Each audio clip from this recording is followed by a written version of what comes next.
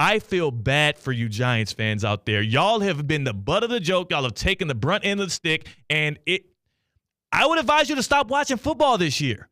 Even if you can't even watch Giants games successfully because you already know they might not even get the number 1 pick in the draft because you know they're going to sneak a couple wins out because they're not going to competently tank like they likely should. You can't even watch a Thursday night football game that doesn't involve your team because they're making fun of you because the guy that you let walk publicly. So that's the other part of it is Saquon Barkley was the only saving grace for Giants fans. That was the solace. We have this electric running back. He's young. He's very energetic. He has a lot of charisma, and every now and then he'll have a big pop play. It'll be it's a nice highlight to watch. You got to root for that guy to get the ball, take it out of Daniel Jones's hands, make him do, that's fun. That was cool. He jumped over somebody backwards. That used to be yours. Ownership agrees that he is the fan favorite. And we watched you publicly. For the first time ever, Hard Knocks on HBO comes out with what they called, Hard Knocks off season. We get to go behind the curtain on how front offices work. I absolutely love Hard Knocks off season. I'm going to be one to be locked in on this every single time. We watch general manager Joe Shane and Brian Daboll and Jim Mara and everybody, all the decision makers with the Giants, go through an off season. The biggest tipping point of their off season was the 2 major free agents they let walk out the door. The number 1 guy, the owner said, let's take a listen. Let's go back to that video because the owner of your franchise admits not only is Saquon Barkley invaluable, we cannot measure how great and how much he means to this franchise as a player. He took it a step further. Take a listen to this back from Hard Knocks. I have a tough time sleeping if Saquon goes to Philadelphia, I'll tell you that. As I've told you, just being honest. I've been around enough players and stuff, but he's the most popular player we have by far. Yeah. He said he's going to have I'm going to have nightmares. I'm going to have a tough time sleeping. Not going to be able to get rest. I'll be restless nights if we let Saquon Barkley walk away. And Joe Shane played hardball. They tried to paint Saquon in a bad light, which Saquon Barkley is now cleared up in the air, and I'm glad he was able to do so. $37 million. I think, a 3-4 year contract. He's with your divisional rivals, the Eagles, and they are now 8-2. 8-2 en route to a Super Bowl appearance, or at least a contender in the NFC. And C-Cat, have you taken a look at who leads the league in rushing this year right now? I haven't checked after last night. Saquon Barkley.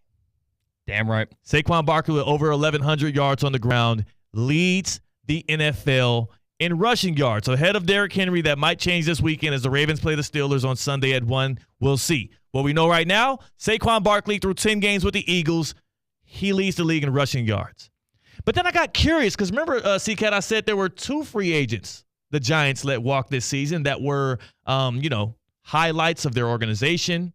Players that they considered retaining but thought maybe they're not as valuable to us as what they're demanding on the open market. Do you remember who that other guy was?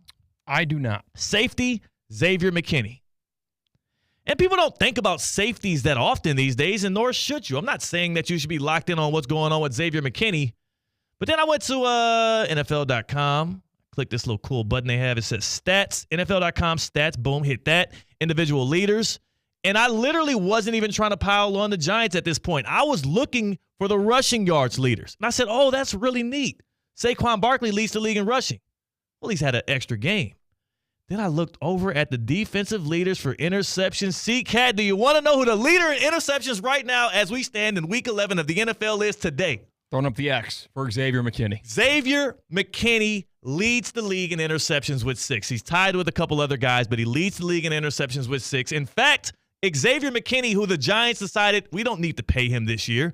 We can move on without him. We can have a successful defense without the likes of Xavier McKinney, who, by the way, was good with the Giants. That's why he demanded so much on the open market to go to the Green Bay Packers. Xavier McKinney has forced 7 turnovers this year, 6 interceptions, 1 fumble recovery. He's played in 9 games. Through 9 games, he's forced 7 turnovers. You want to know how many turnovers, how many takeaways this Giants defense has created this year, C-Cat? All right, I'm going to guess 3. Not 3. More than that, but only one more than Xavier McKinney. Your entire defense, the New York Giants, and this is all they have right now, right? Because on offense, you got Malik Neighbors and Daniel Jones, and you can't name another guy. That's just what it is. On defense, you went out and got Brian Burns. You got your big guy in the middle, and Dexter Lawrence. You had a service, Thibodeau. Like your D line is amazing.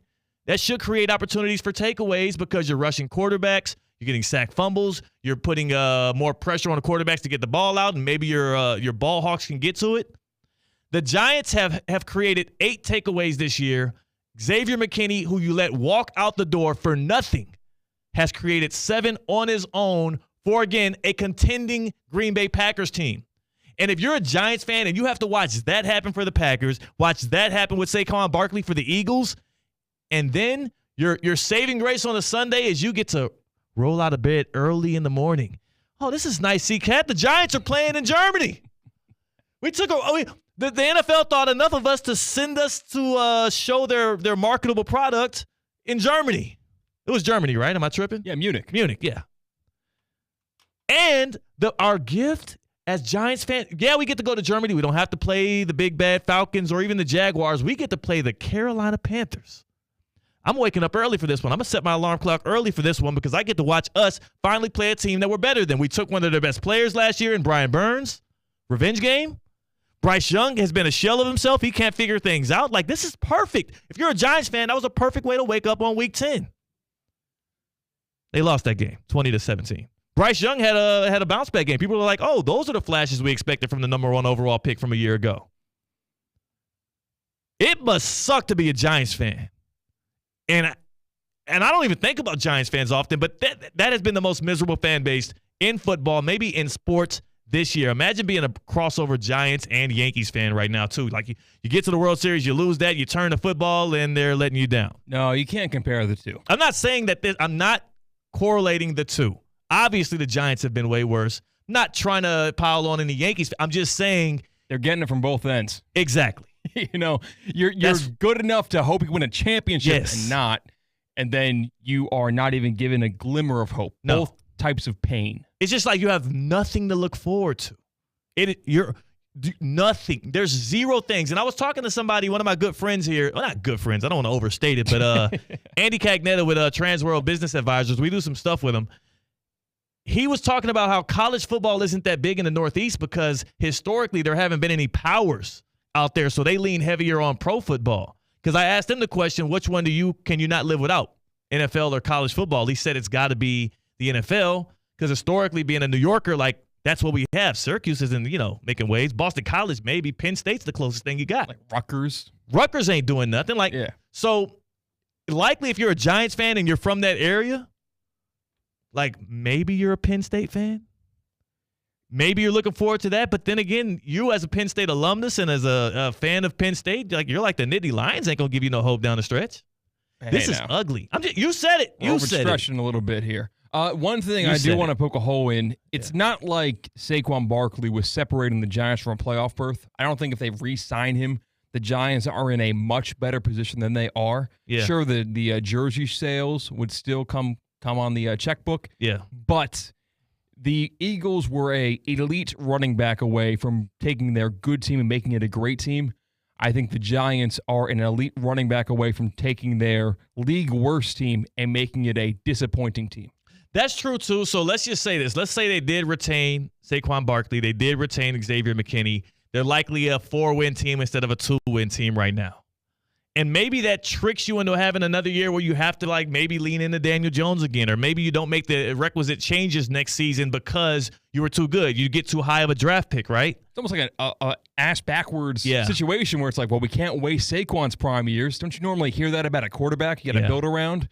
The problem, though, is, C-Cat, you watch Saquon Barkley walk to a divisional rival, and now you're about to watch him walk into the NFC Championship game. That's what's about to happen. That's what I saw